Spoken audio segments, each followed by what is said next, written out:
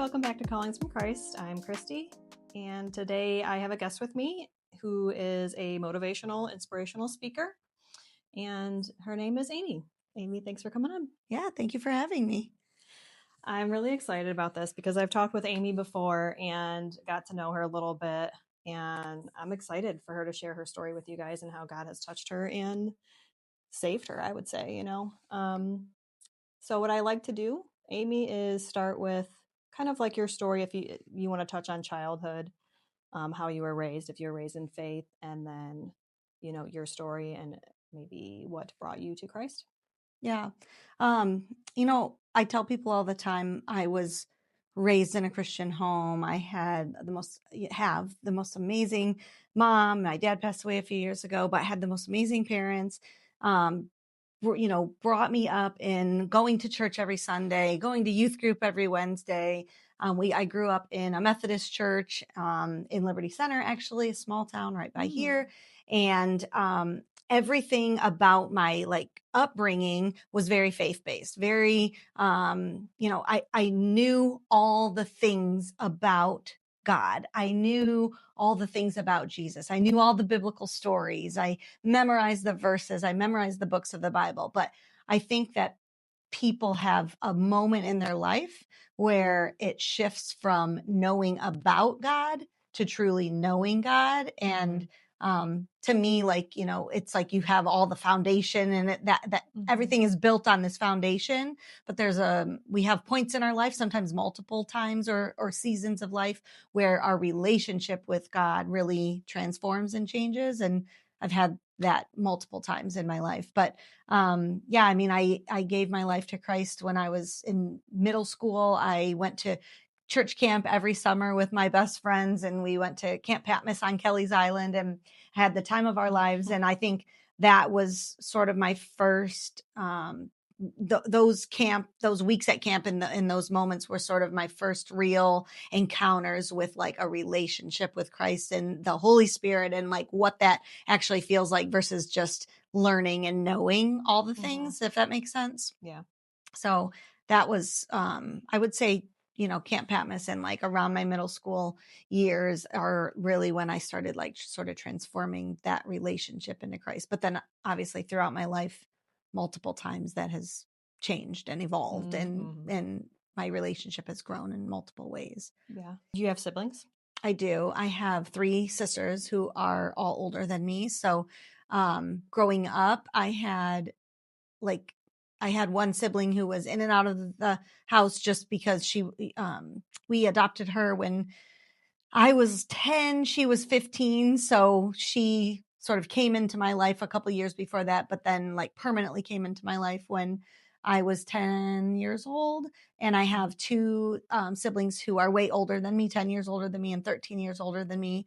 And so they were definitely a huge part of my life, but I was kind of a weird dynamic where part of my life I was kind of an only child in the home, because they were older and they lived with their mom and eventually came and lived in our home. But I was times where I was like an only child, but then times where I had like this big, huge family with 3 siblings as well. So just like I got to kind of experience both worlds in that sense. Yeah. So again, like my older sisters they were so much older than me that they were like out on their own, when I was not that old, they were out on their own, in college and going, living on their own and stuff in like more into the Toledo area. But my family, we went to church every Sunday. I went to like our YF, like youth fellowship group every Wednesday.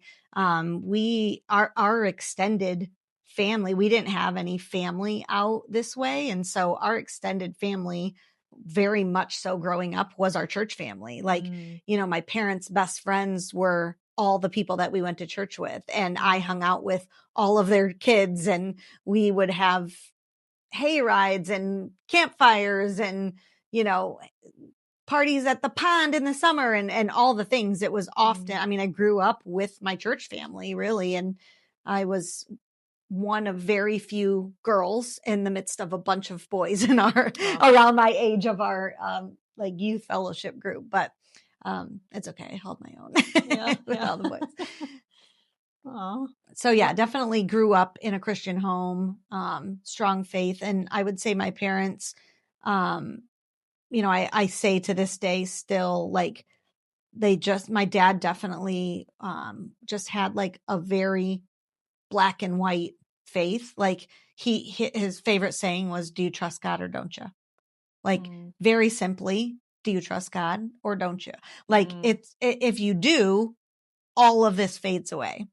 If you don't, then we need to talk about that, right? yeah, But it was very simple in his mind. And even, life gets really complex, and right, there's so many things that we have to deal with through life, and yeah, it doesn't seem that simple, but I love that he made it very simple. yeah. You really simplified it. I like that. Yeah. I'm gonna put that in the back of my mind File for when, that, file that away. yes. Yes. So is there a moment in your life where you think you've encountered Jesus, or let's see, like moment maybe he saved you, or you're what I call God winks, like, oh, that was not a coincidence. Yeah. Do you I have any of mean, those? if you want me to get into my life story, I would say I've had many moments where he's pulled me out of the deepest, darkest valley, saved me from, depression and anxiety and worry and, all the fears and all the emotions that we have Hmm. naturally as humans. And God winks just continually in my life. I would say, I couldn't count them, if I tried. Like, Hmm. I think when your eyes are open and you're looking and you're really aware of sort of when you shift your perspective and you look at situations in life in a different way, Hmm. I think that they're all around. They're all over. Like, God's hand is on so many things in our lives. Hmm. And if you're looking at it from the right perspective, you'll see it and you'll find Hmm. it. And I'm sure there were many, many years in my life where God's hand was all over everything and I just wasn't seeing it and I just Hmm. wasn't noticing it. Um, You think back on it now and you're like, oh, okay, yeah, that's yeah, what that that's was. that's like one of my like favorite things is I think it's even a line from a song is where I like got it ingrained in my head, but I say all the time like he's been faithful before, he'll be faithful again. And what happens is we get in the midst of something that is heavy or scary or worrisome or whatever, and it's hard in that moment to think like how is God's hand in this? How is he going to make good from this? Like, Hmm. what the devil means for good, for evil, God can turn into good. How is this like when you're in the moment, Hmm. how can God make this good? Like, how's Right. anything good going to come of this? And I just remind myself of all the things that I've been through in my life. And in those moments, I didn't necessarily understand how God could make good of that. But I'm on the other side of so many of those things where I can look back and say, like, he was faithful then, he'll be faithful again. So even in the moment, like now when I'm facing things, I just remind myself of that because I know that I'll be on the other side of it at some point. I don't know Hmm. when, but at some point I'll be on the other side of it and I'll be able to look back at that current situation Hmm. and say, oh, yep, there you go. Oh, Hmm. there I see it. So for me, I think, my life was a pretty easy, right? Like, I don't know if you want to call it easy, but pretty normal, like upbringing. And like I said, I grew up in the church. I grew up in a Christian home. I had, parents that were married and I had siblings and we lived in a little small town and we had a bunch of friends and, as normal of a life as you can Hmm. say, right? And I feel like I was just sort of skating through life easily. And my husband and I like dated for 8.5 years before we got married. And so we ended up, getting married after we were both out of college and we had been dating for so long. We knew we wanted to like start a family right away. And so I think our right after marriage was sort of my first real like hurdle, tragedy, trial, like the first time in my life where I really felt like I was knocked to my knees. Hmm. And, you have that where you're like, sometimes I talk to high school kids and I'm like, you might not see it yet, because life is pretty easy right now for some of you, some of them not. Like some Right. kids, you Yeah. know, unfortunately at a really young age, they have to face really hard things, but Mhm. a lot of kids don't. And they just think, oh, this doesn't apply to me. Like, I don't need that. You know, it's going to Yeah. be easy. But it's coming. Like, you know, I heard it was like an NBA coach one time said, you know, quit waiting for life to get easy. Just learn how to do hard well. And I Mhm. love that saying, because it's like, you know, so many times you're like, oh, okay, I made it through the hard stuff. Like, this is going to be easy. And you're like, no. And just when you think like, oh, I'm on the other side of it, Yeah. everything's going to be easy now, life kind of throws you another curveball. And so it's Yeah. like, you have to learn how to do hard well. You can't just wait Mhm. for the easy to come around. But, um, yeah. So my husband and I, we got pregnant, and we found out that we were going to have a little girl. And just as you are when you're, you know, having your first baby or any baby, like, we were so excited, and we were just like ready to start our lives together and our family, and, you know, all the things that come, and all the excitement and joys that come with finding out that you're having a baby. And then around like my 20-week ultrasound, I had some testing that was abnormal, and went on and had some, you know, more in-depth testing. And within a couple of weeks, we found out that our first daughter was going to have Down syndrome. And again, this was probably the first moment in my life where I felt like, oh, this is like, you know, a hurdle that I have to jump through, or something that I have to, you know, deal with, something that wasn't in my plans for my life. Right. And Mhm. we're really good at making our own plans for our life, and not always like giving it to God and letting, you know, trusting that his plans are better.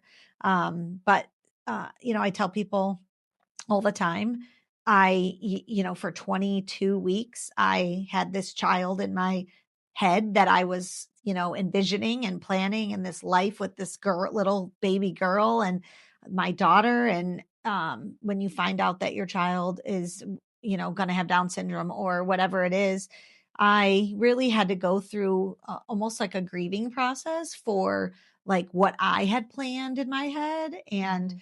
I had to kind of go through those stages of grief, literally.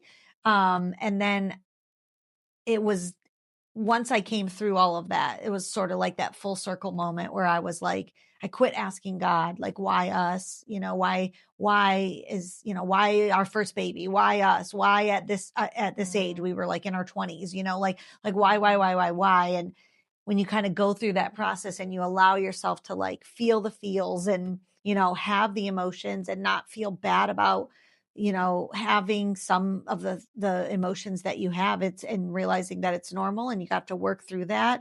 um you can kind of come full circle, and like I said before, like changing your perspective. And we started to say, you know, why not us? Like, you know, I'm not going to ask why me anymore. Like, I'm going to say, why not me? Like, if God chose me to be this little girl's mom, like, let's go. You know, like, Mhm. I am excited about this. I am going to be the best mom to her that I can be. Like, you know, my husband and I together, like, we can take on the world. And so we really sort of shifted our perspective and kind of came full circle in that moment, and got really excited for our baby girl that we were going to have. I'm trying to picture, you know, when you don't have experience like that, it's hard to picture the emotional roller coaster that somebody goes through. Do you think, I'm assuming you were close in your relationship with Christ then? Excuse me.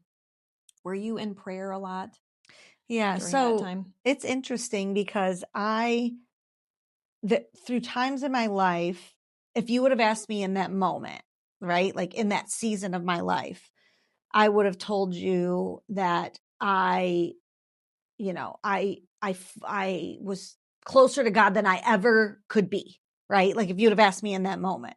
Mm-hmm. But as my life continued to evolve, I look back and I was like, whoa, like, I thought I was in Mm-hmm. prayer all the time. I thought that I truly trusted God's plan for my life. And I did, like, don't get me wrong. But I think as you grow and as your relationship with Christ grows, like, sometimes we think, like, how much further, how much deeper can this really go? Mm-hmm. And then, you go through the next thing, right? You go through the next thing and you're like, oh, okay, now I see it, right? It's never Like, ending. yeah. And so I tell people that because if you would have asked me in the moment, if you would have asked people around me, they would have been like, oh, her faith carried her through. Her faith was so strong, and I'll tell you, I couldn't have got through that. I could not have got through that situation. So what ended up happening is that we had our daughter and she ended up being born with something called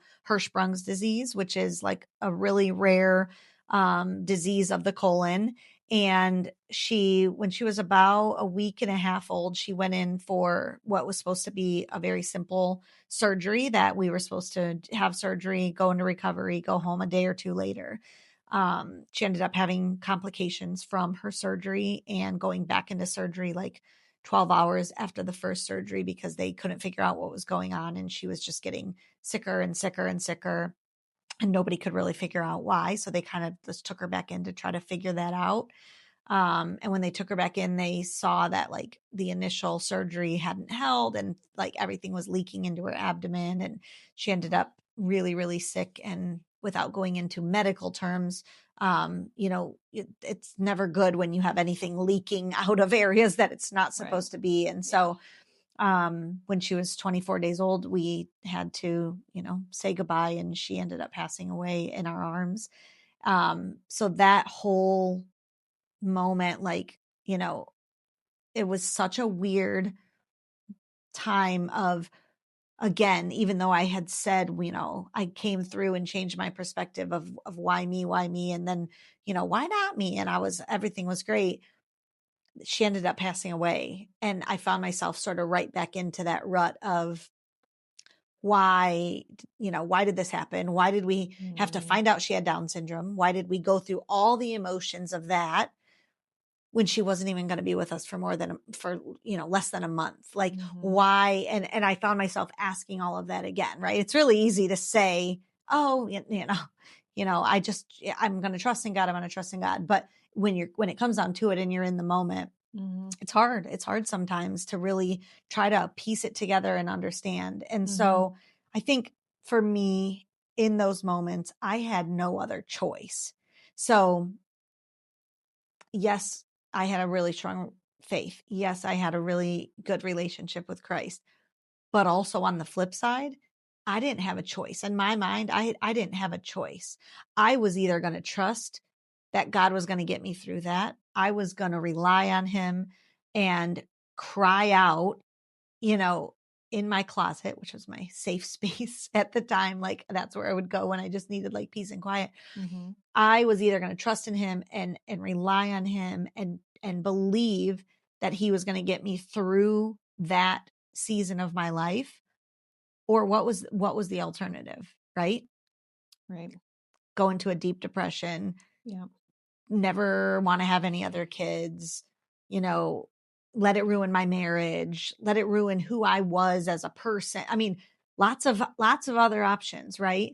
I think that was the first moment in my life where I kind of lived by this motto of we can't always choose our circumstances, but we get to choose how we respond.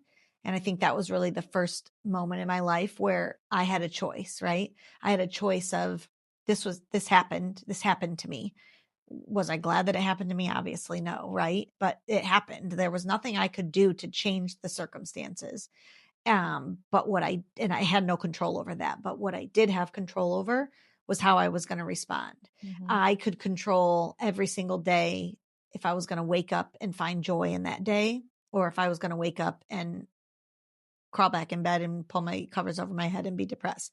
I had a choice every day if I was going to wake up and have hope for my future and for our future family, and if we would ever have our own children and what that would look like. And I could focus on that hope, or I could be hopeless. And so, sometimes I think it's kind of like, do you want you have a choice, right? And in my mind, it was no choice, right? I wasn't going to let myself sink into that place that I didn't want to be. That wasn't who I was. That wasn't how I was raised. That wasn't who I wanted to be. And so I started like figuring out like I have to choose hope, I have to have hope for my future. I have to have hope for my husband and I starting a family. I have to hold on to that hope. And that hope doesn't come from like a worldly hope, because there is not a lot of hope in the world. Mhm. That hope comes from a hope in Jesus, and a hope in, um, an everlasting hope that comes from Jesus and Jesus alone.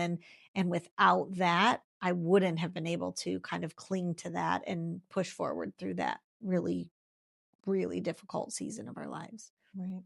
Right. So you went through it as healthy in a healthy way as much as you could, and then you didn't let that deter you from starting a family and doing all those things. Yeah.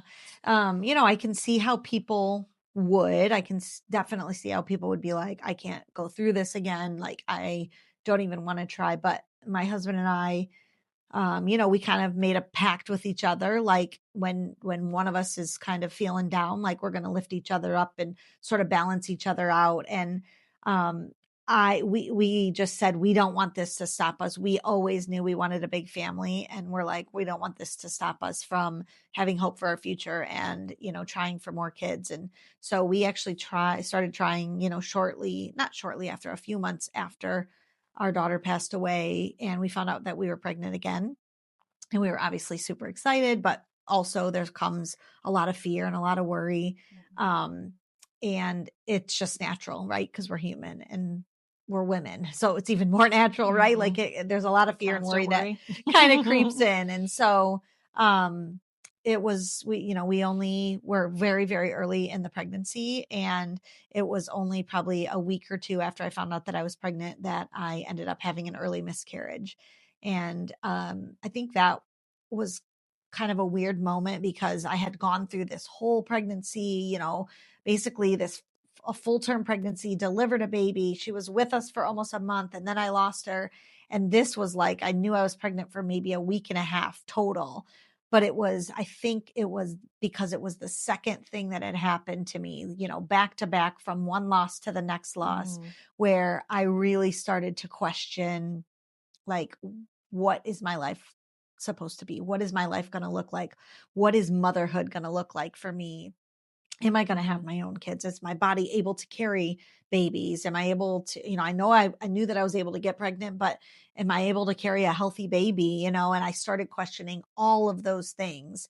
But again, there comes a point where you sort of have to almost like step back and look at the situation from the outside, like from a different Mhm. perspective. And because your brain can really sort of spiral quickly. And I think I've learned to sort of step away and look at the situation from the outside and say, like, don't let, like, where are these thoughts coming from? And for me, I know that any type of fear, any type of worry, any type of anxiousness, any type of all of those thoughts, they don't come from Christ. Mhm. And if you're listening to them, you're literally listening to the devil, because those thoughts don't, Christ does not put those thoughts in our head. Mhm. And you have to be able to step outside and look at the situation from a different perspective and say to yourself, these thoughts are not coming from Christ. They don't come from Christ. Mhm. So, what kinds of thoughts come from Christ? Hope, joy, like all the things that lead us down a positive path. Those are Mhm. the things that are coming from Christ. And so it comes to a point where you have to say, which one am I going to allow to be louder in my head and in my heart? Yeah. I seen something a while back that was like, I'm not sure how true this is. I didn't like go in and study it. But it said that the most common phrase or sentence in the Bible is to not be afraid, do not be afraid. Yeah.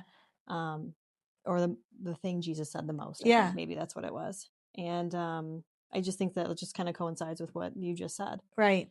And there, the Bible verse, don't worry about today, or don't worry about tomorrow. Today has enough worries of its own. Like, tomorrow Mhm. will worry about itself. And I think when you look at that, and you think, oh, great, today's got a lot of worry and tomorrow's got a lot of worry too. But I don't think that's what it's supposed to mean. I think what it means is that, God gives us the strength for today. He gives us enough strength to get through today, Monday, and are there going to be troubles tomorrow? Probably. Are you going to have worries tomorrow? Probably. But if we're constantly focusing on all of what's to come and tomorrow and the next week and the next month and the next year or 5 years, that's too much for our earthly minds and hearts to bear.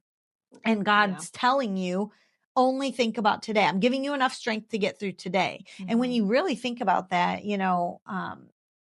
my dad passed away a few years ago from COVID. And I remember my mom and I talking and saying to my mom,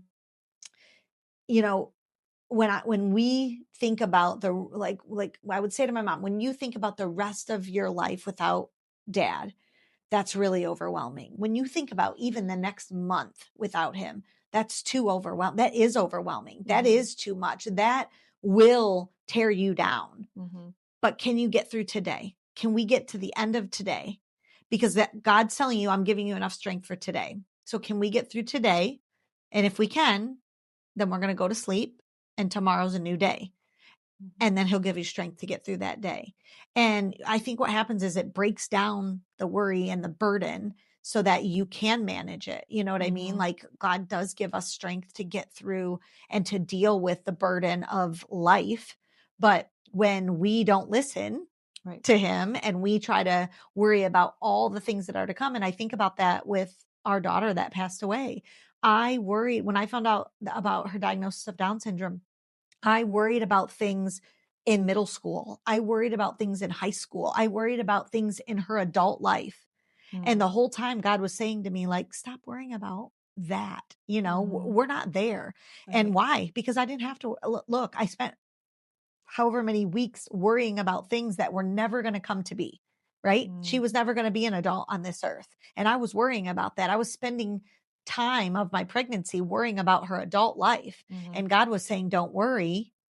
She's not going to be an adult on this earth, And so I think that, again, you have to sort of break it down and say okay, God's giving me strength for today.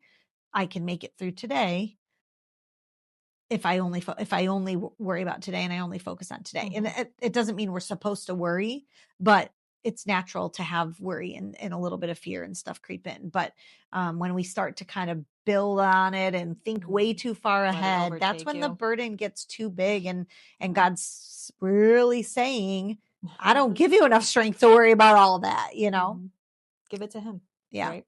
Right. What's the saying? Let go and let God. Yeah. Right.